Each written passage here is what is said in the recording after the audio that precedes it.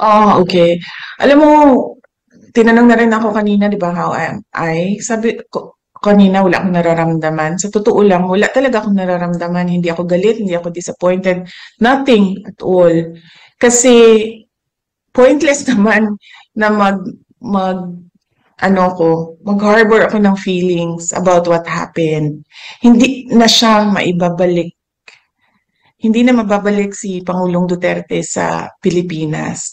So what we should do as a country is move on from what happened. No? What will we do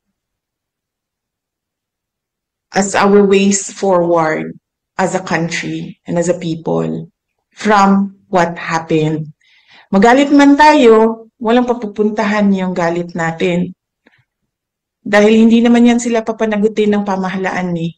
Nakikita nyo yung mga sagot nila, wala na sa ayos, wala na sa rason, wala na sa common sense, wala na sa batas. Pero walang magagawa laban sa kanila.